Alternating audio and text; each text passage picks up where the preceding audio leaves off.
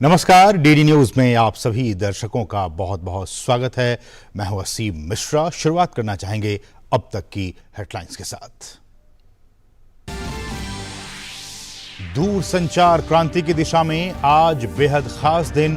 प्रधानमंत्री आज भारतीय मोबाइल सम्मेलन के छठे संस्करण का करेंगे उद्घाटन। सम्मेलन में प्रधानमंत्री देश में 5G सेवाओं का भी करेंगे शुभारंभ।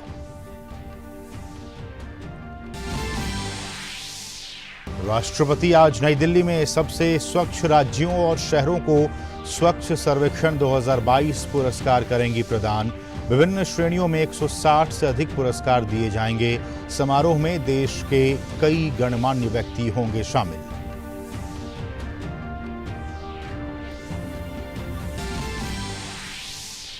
केंद्रीय युवा मामले और खेल मंत्री अनुराग सिंह ठाकुर आज प्रयागराज में 1 महीने तक चलने वाले देशव्यापी स्वच्छ भारत 2022 अभियान का करेंगे शुभारंभ।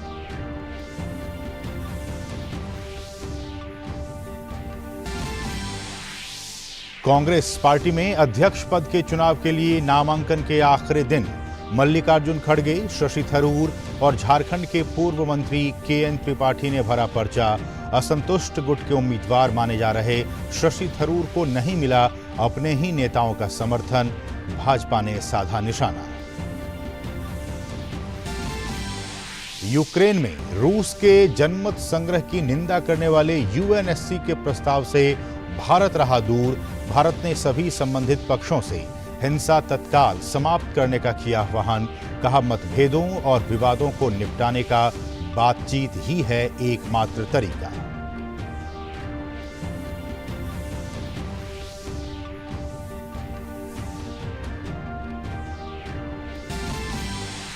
छत्तीसवें राष्ट्रीय खेलों में शुक्रवार को ओलंपिक पदक विजेता मीराबाई चानू ने गोल्ड मेडल किया अपने नाम।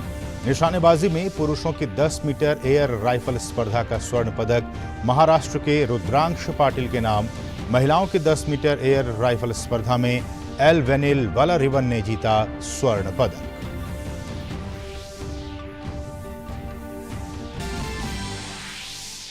और शारदीय नवरात्र में आज महाअष्टमी पर देश भर के मंदिरों में उमड़ा भक्तों का सैलाब। छठे दिन मां कात्यायनी की हो रही है पूजा। आज से दुर्गा पूजा पंडालों के भी पट खुले।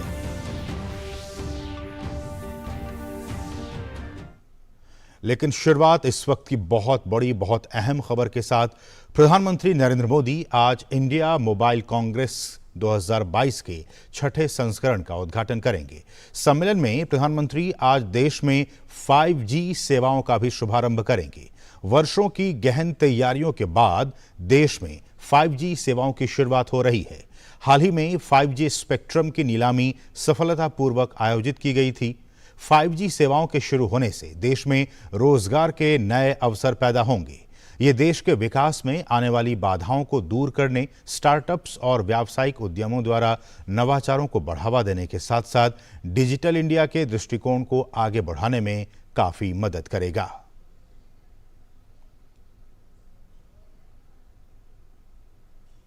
हमारे साथ हमारे सहयोगी इस बहुत अहम खबर पर अजय मिश्रा इस वक्त जुड़ गए हैं। अजय, नमस्कार। और सबसे पहले तो यही आपसे जानना चाहेंगे कि आज से हमने कहा कि आज मोबाइल कांग्रेस की शुरुआत होने जा रही है और इसी कार्यक्रम में प्रधानमंत्री 5G सेवाओं की भी शुरुआत करने वाले हैं। इंडस्ट्री 4.0 इस लिहाज से और बाकी तमाम जो एस्पेक्ट्स हैं 5G सर्विसेज को लॉन्च करने की दिशा में कितना महत्वपूर्ण आज का दिन? नमस्कार असीम, जैसा कि आपने बताया कि ये जो 5G की आज औपचारिक शुरुआत होने जा रही है। आपको पता है कि ये जो 5G का ऑक्शन है उसको आज से करीब 2 महीने पहले पूरी तरह से जो उसकी शुरुआत हुई थी, अब उसकी सारे रिजल्ट्स भी हमारे सामने आ गए हैं। 2018 में इसकी शुरुआत हुई थी। तो 2018 में 5G की जो तैयारियां हैं वो शुरू हो गई थी, जहां पर 5G टेस्ट बेड्स बनाए गए थे IITs और ISC बैंगलोर के साथ मिलकर के। उसके बाद 2020 में 5G हैकाथॉन का आयोजन किया गया, जिसमें जो उसके यूज़ केसेस हैं 5G का कहाँ इस्तेमाल हो सकता है और कैसे हम अर्थव्यवस्था को बूस्ट दे सकते हैं, उस पर जो टेस्टिंग है वो शुरू हुई। 2021 में कई मंत्रालयों का समूह बनाया गया। कई 12 मंत्रालय हैं जो इस बात पर काम कर रहे हैं कि 5G टेक्नोलॉजी का यूज़ केस क्या किया जाए, उसका इस्तेमाल कहाँ किया जाए।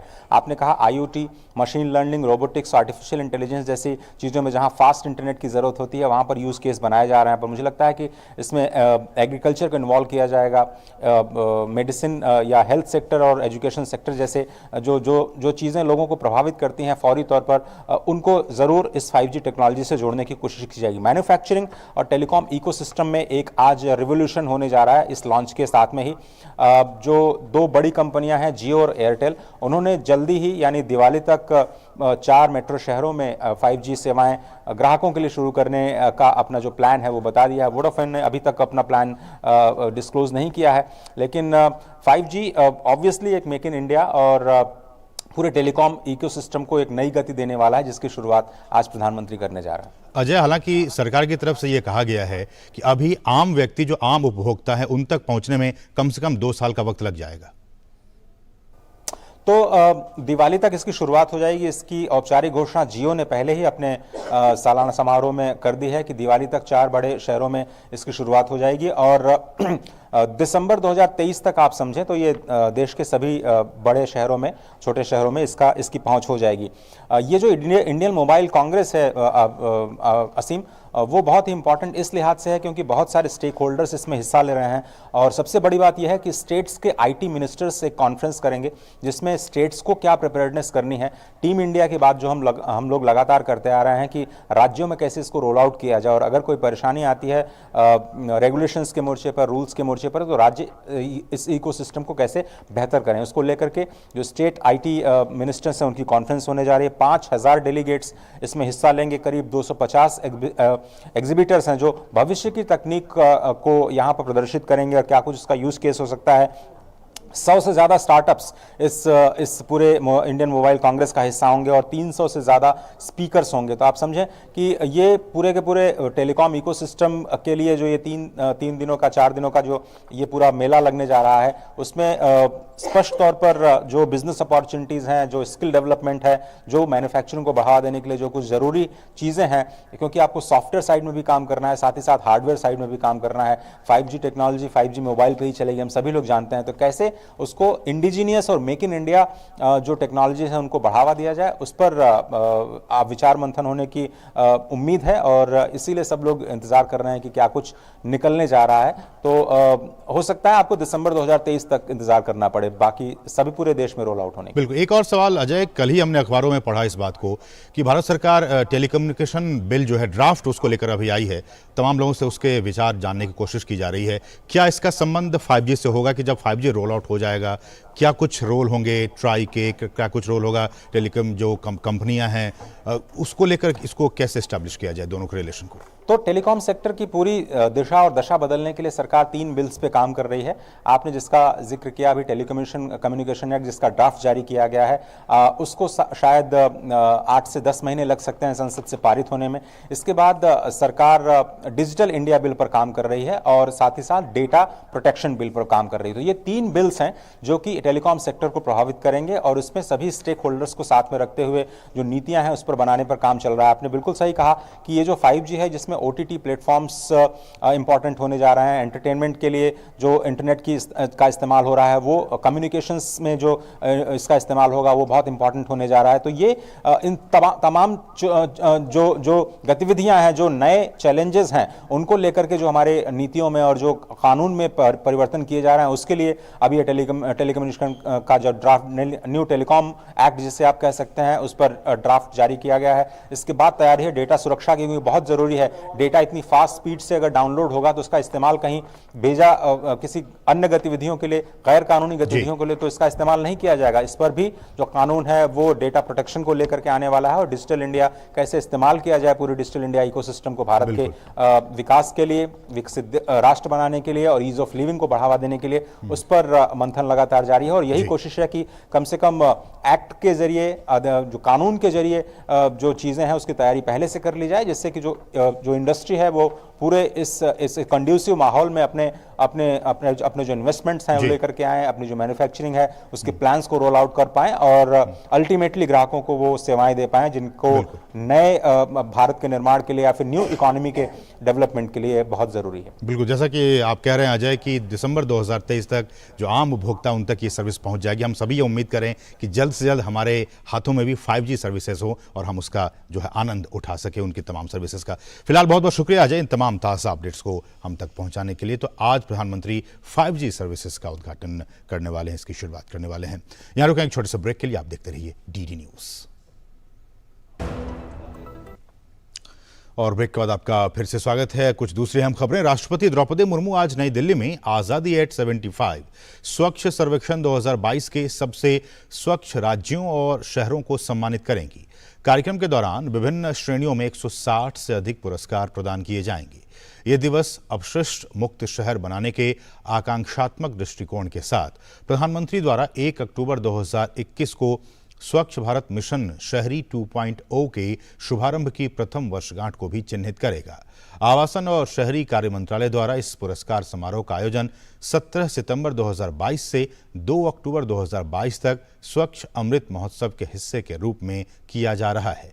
इस पुरस्कार समारोह से स्वच्छता के प्रति शहरों के पूर्ण समर्पण को न केवल एक उपयुक्त सम्मान मिलने की आशा है, बल्कि ये कार्यक्रम सभी के लिए शहरी भारत को एक स्वच्छ, स्वस्थ और अधिक समावेशी पारिस्थितिकी इकोसिस्टम के निर्माण में अपनी प्रतिज्ञा को फिर से दोहराने के लिए एक स्पष्ट आह्वान भी है।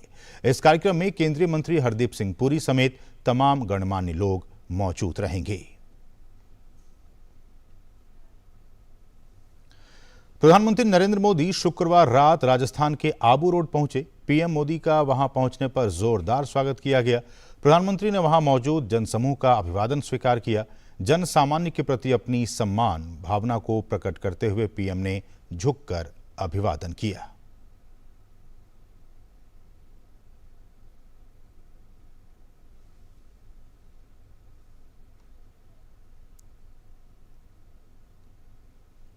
और प्रधानमंत्री ने नियम व्यवस्था और अनुशासन का अनुपम उदाहरण पेश किया।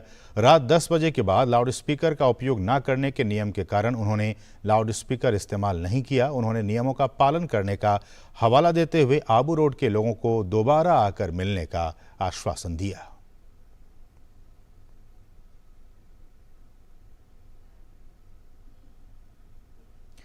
प्रधानमंत्री नरेंद्र मोदी ने कल शाम गुजरात के अंबाजी मंदिर में पूजा अर्चना की। अंबाजी मंदिर प्रसिद्ध शक्तिपीठ है। ये देश के सबसे प्राचीन और अहम धार्मिक मंदिरों में से एक है। ये मां दुर्गा के 51 शक्तिपीठों में से एक है।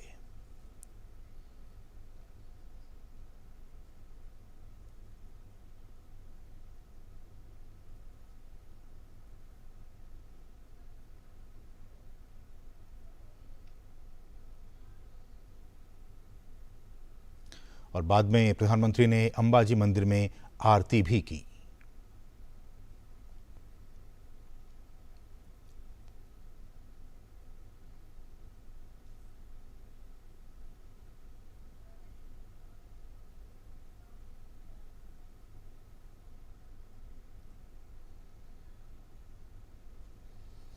तो प्रधानमंत्री नरेंद्र मोदी ने अंबाजी मंदिर में पूजा अर्चना की, वहां आरती की और इस दौरान उनके साथ गुजरात के मुख्यमंत्री भी मौजूद।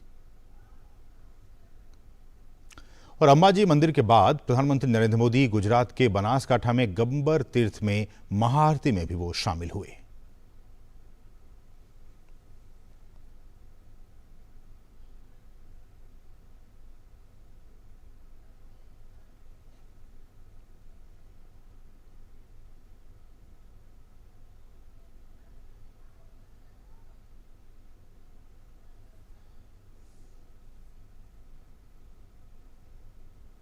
तो प्रधानमंत्री गब्बर तीर्थ का जायजा और मुआयना करते हुए वहां उन्होंने महाआरती भी की।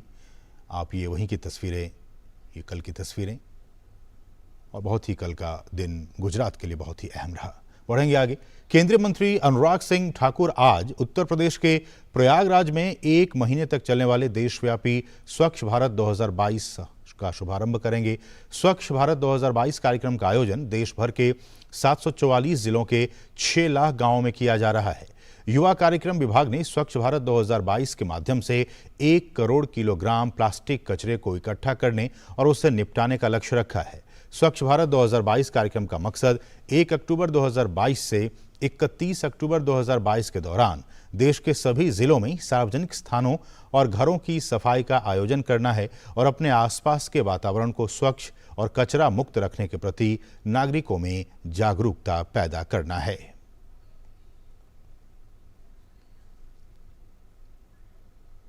कांग्रेस अध्यक्ष पद के लिए शुक्रवार को नामांकन के आखिरी दिन कई सारे ट्विस्ट और टर्न के बाद मल्लिकार्जुन खड़गे और शशि थरूर के बीच मुकाबला तय हो गया है। हालांकि झारखंड के पूर्व मंत्री के.एन. त्रिपाठी भी अध्यक्ष पद की लड़ाई में कूद पड़े हैं। वहीं दिग्विजय सिंह ने अपनी दावेदारी वापस ले ली है। बहरहाल अब आगामी 17 अक्टूबर को कांग्रेस अध्यक्ष पद का चुनाव होना है। अब देखना दिलचस्प होगा कि कांग्रेस पार्टी का नया अध्यक्ष कौन बनता है। राजधानी दिल्ली में कल भारतीय प्रकाशक महासंघ के 42वें वार्षिक उत्कृष्टता पुरस्कार कार्यक्रम का आयोजन किया गया। पुस्तक रचना 2022 में उत्कृष्टता के मामले में प्रकाशन विभाग निदेशालय ने अपने शीर्षकों के लिए विभिन्न श्रेणियों में 9 पुरस्कार जीते हैं। डीपीडी ने बैलेंसिंग द विजडम ट्री के लिए जनरल और ट्रेड बुक्स अंग्रेजी में, भारत विभाजन की कहानी के लिए जनरल और trade books Hindi, courts of India Marathi के लिए, art and coffee table books क्षेत्रीय भाषा, इंडिया 2022 के लिए संदर्भ पुस्तकें अंग्रेजी, कोविड-19 वैश्विक महामारी के लिए वैज्ञानिक तकनीकी चिकित्सा पुस्तकें हिंदी और कुरुक्षेत्र के लिए पत्रिकाएं और घरेलू पत्रिकाएं हिंदी की श्रेणियों में 6 प्रथम पुरस्कार जीते। इस मौके पर भारतीय सांस्कृतिक संबंध परिषद के अध्यक्ष डॉक्टर विनय सहस्त्रबुद्धे ने कहा कि देश में प्रकाशकों को अपने काम में और अधिक पारदर्शिता लाने की जरूरत है, जिससे मेधावी और ईमानदार लेखकों की कृतियां आसानी से प्रकाशित हो सकें। In our country, many times it happens that we do not reward those who perform and do not punish those who do not perform, or create some kind of a perversion in the industry. So it is a welcome thing that some kind of quality consciousness, quality control is being exercised at your level. And this is also important from other point of view, which is regarding populism. और यहाँ रुकेंगे छोटे से break के लिए। आप देखते रहिए DD news. Come on boys, let's go practice. अरे रुक यार, मेरे बैंक अकाउंट में गलत एंट्री का प्रॉब्लम हो गया है। अरे तो बैंक को कंप्लेन करना। बैंक को लिखे 1 महीना हो गया है, बट वो गूगली पे गूगली डाले जा रहे हैं। तो आरबीआई के लोकपाल को इन्फॉर्म करो। रुक, मैं समझाता हूँ। जैसे क्रिकेट में थर्ड अंपायर, वैसे ही आरबीआई का ओम्बुड्समैन। आरबीआई कहता है अगर बैंक आपकी कंप्लेंट को 1 महीने में नहीं सुलझाता तो आप आरबीआई के कंप्लेंट मैनेजमेंट सिस्टम पर ऑनलाइन कंप्लेंट कर सकते हैं। ये आरबीआई का आसान तरीका है आपकी कंप्लेंट सुलझाने का, और वो भी फ्री। आरबीआई कहता है जानकार बनिए, सतर्क रहिए। आज शारदीय नवरात्रि का छठा दिन है। इस दिन मां दुर्गा के छठे स्वरूप मां कात्यायनी की पूजा अर्चना की जाती है। मां कात्यायनी को सफलता और यश का प्रतीक माना जाता है। आज के दिन से दुर्गा पूजा पंडालों में पूजा अर्चना भी शुरू हो जाती है। धार्मिक मान्यताओं के मुताबिक मां कात्यायनी ने महिषासुर राक्षस का वध किया था। इसी वजह से दुर्गा देवी के छठे रूप को महिषासुर मर्दिनी भी कहा जाता है। दिल्ली के छतरपुर मंदिर में मां कात्यायनी की आराधना करने के लिए सुबह से ही भक्तों का तांता लगा हुआ है। वहीं झंडेवालान मंदिर में भी माता के दर्शन करने के लिए बड़ी संख्या में श्रद्धालु मौजूद हैं।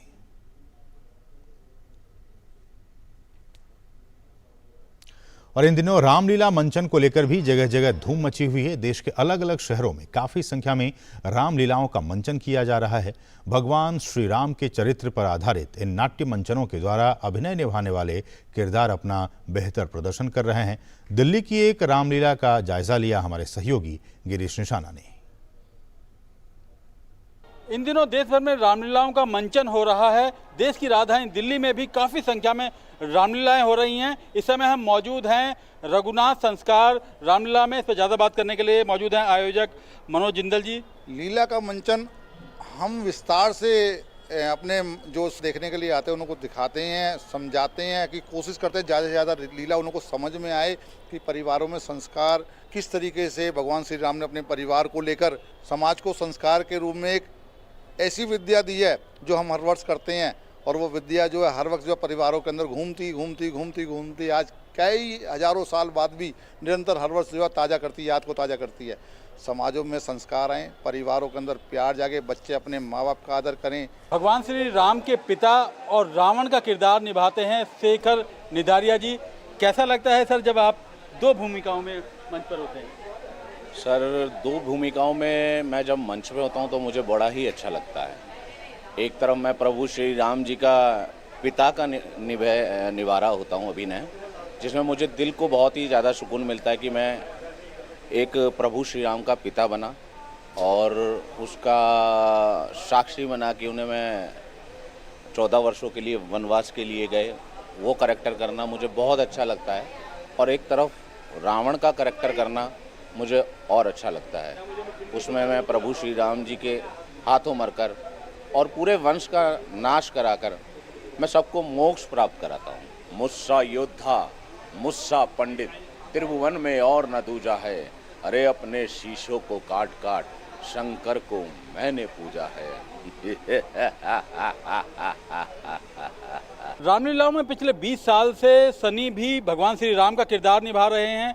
कैसा लगता है जब भगवान श्री राम के किरदार में आप होते हैं? जय श्री राम। कई स्टेजों पे काम किया और मुझे दिल में बहुत संतुष्टि होती है कैरेक्टर करके। ये रामलीला हमें एक मार्गदर्शक के रूप में दिखाती है कि भाई भाई के प्रति प्रेम, एक बेटे का अपने पिता के प्रति प्रेम, तो ये सारी भावनाएं भगवान राम से हमें सीखने को मिलती है।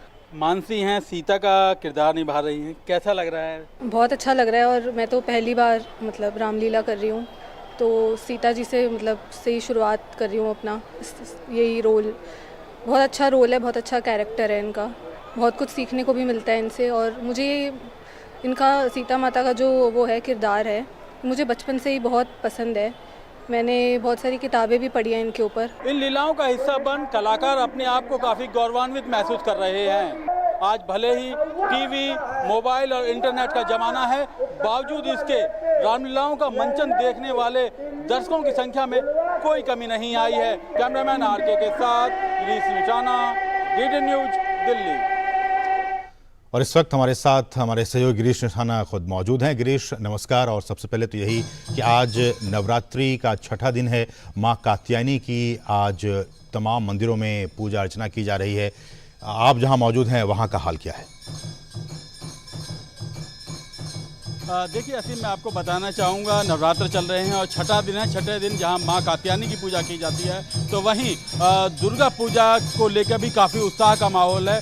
देश भर के अंदर इस समय दुर्गा पूजा की तैयारी चल रही है और आज षष्ठी है। षष्ठी के साथ ही जो दुर्गा पंडाल हैं, मंदिर हैं, वहाँ पर माँ दुर्गा की जो प्रतिमा है वो स्थापित कर दी गई है। मैं अपने कैमरा सहयोगी कुमार दत्ता से कहूँगा कि वे दृश्य दिखाएं जहाँ हमारे दर्शक देख सकते हैं माँ दुर्गा की प्रतिमाएं जो हैं पंडालों में स्थापित कर दी गई हैं। एक इस समय अलग ही माहौल है, न केवल पश्चिम बंगाल के अंदर पूजा का माहौल है, बल्कि देश की राजधानी दिल्ली में भी इस तरह के पंडाल देखे जा सकते हैं। हमारे साथ कुछ श्रद्धालु हैं, बात करते हैं। सर, कितना महत्व है दुर्गा पूजा का, आगे क्या रहेगा? दुर्गा पूजा हमारा बंगाली के लिए सबसे महत्वपूर्ण है, क्यों साल में एक बार दुर्गा पूजा आता है। उसके लिए हम लोग जोर शोर से 4 महीना पहले से पैंडल बनाता है। उसके बाद दुर्गा माँ आता है। दुर्गा माँ आने के बाद फिर उसके बाद हमारा 5 दिन का पूजा चलता है। आज षष्ठी से लेके नवमी तक पूजा चलता है। दशमी का दिन हम माँ दुर्गा को जमुना नदी में विसर्जन करते हैं। ये बहुत महत्वपूर्ण दुर्गा पूजा होता है। बंगाली नहीं, शुद्ध बंगाली नहीं है, वो नॉट बंगाली, पंजाबी और तरीका कंट्री का लोग, जाति का लोग सब जुड़ा हुआ है दुर्गा पूजा में। तो हमारा ये दुर्गा पूजा इतना खुशी का आनंद होता है। हम हर साल सोचते हैं कब दुर्गा पूजा आएगा, कब दुर्गा पूजा आएगा। मैं उस पूजा में हम लोग धनुची डांस और इत्यादि डांस, सिंदूर खेला, तो बहुत खुशी के दिन लिए हम खेलने के लिए राजी, सब खुशी के लिए हम लोग मंदिर में आते हैं। और षष्ठी से लेके नवमी तो पूजा पाठ, यहाँ से सुबह से लेके शाम तक पूजा पाठ होता है। किस तरह से श्रद्धालु काफी उत्साहित हैं। ये जो पर्व है केवल बंगाल तक सीमित नहीं है, बल्कि पूरे देश के अंदर इसे पूरे धूमधाम के साथ मनाया जाता है। देश की राजधानी दिल्ली में भी आप देख रहे हैं काफी संख्या में दुर्गा पंडाल बनाए गए हैं। जी, इस समय हम पूर्वी दिल्ली की कालीबाड़ी में मौजूद हैं, जहां पर दुर्गा पूजा की तैयारियां जोरों पर हैं और मूर्ति स्थापित कर दी गई है। और आज से जो है विभिन्न प्रतियोगिताएं भी इन पंडालों में आयोजित की जाएंगी। एक अलग माहौल पूरा अलग तरह का होता है दुर्गा पूजा के अंदर। और आज से कहीं ना कहीं दुर्गा पूजा महोत्सव की शुरुआत कहें तो वो कुछ गलत ना होगा। चलिए, बहुत बहुत शुक्रिया गिरीश, समय इतना ही है। बहुत बहुत शुक्रिया इन तमाम ताज़ा अपडेट्स को हम तक पहुंचाने के लिए। आपका बहुत बहुत शुक्रिया। बढ़ेंगे अगली अहम खबर की तरफ। संयुक्त राष्ट्र सुरक्षा परिषद में यूक्रेन के क्षेत्रों पर रूस के कब्जे की निंदा करने वाले प्रस्ताव पर मतदान से, वोटिंग से भारत दूर रहा। यह प्रस्ताव अमेरिका और अल्बानिया की तरफ से पेश किया गया था। 15 देशों की परिषद में से 10 देशों ने प्रस्ताव के पक्ष में मतदान किया, जबकि चीन, गैबोन, भारत और ब्राजील ने मतदान में हिस्सा नहीं लिया। रूस द्वारा वीटो किए जाने के कारण यह प्रस्ताव स्वीकृत भी नहीं हो सका। भारत ने सभी संबंधित पक्षों से हिंसा तत्काल समाप्त करने का आह्वान किया। संयुक्त राष्ट्र में भारत की स्थायी प्रतिनिधि रुचिरा कंबोज ने कहा कि मतभेदों और विवादों को निपटाने का बातचीत ही एकमात्र तरीका है। और बुलेटिन के अंत में आपको छोड़े चलते हैं उर्दू के मशहूर शायर और गीतकार मजरूह सुल्तानपुरी द्वारा लिखे गए प्रसिद्ध गीतों के साथ, जिनकी आज जयंती है। मजरूह सुल्तानपुरी ने अपनी नज़मों और गज़लों से उर्दू शायरी को एक नई ऊंचाई दी। नमस्कार। छोड़ दो आंचल, जमाना क्या कहेगा। हाँ हाँ हाँ, इन अदाओं का जमाना भी है दीवाना, दीवाना क्या कहेगा। ओ छोड़ दो आंचल, जमाना क्या कहेगा। हाँ हाँ हाँ, इन अदाओं का जमाना भी है दीवाना, दीवाना क्या कहेगा। मीत ना मिला रे मन का, कोई तो मिलन का, कोई तो मिलन का करो रे उपाय। मीत ना मिला रे मन का, मीत ना। तुम साथ हो जब अपने, दुनिया को दिखा देंगे हम, मौत को जीने के अंदाज दिखा देंगे। अरे नाना के अंधेरों के गहरे हैं बहुत साए, पर हम है यहाँ किसको आती है तो रात आए।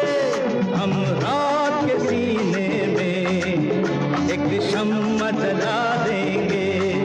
ऐ मेरे हम सफर एक जरा इंतजार, सुन सदा दे रही है मंजिल।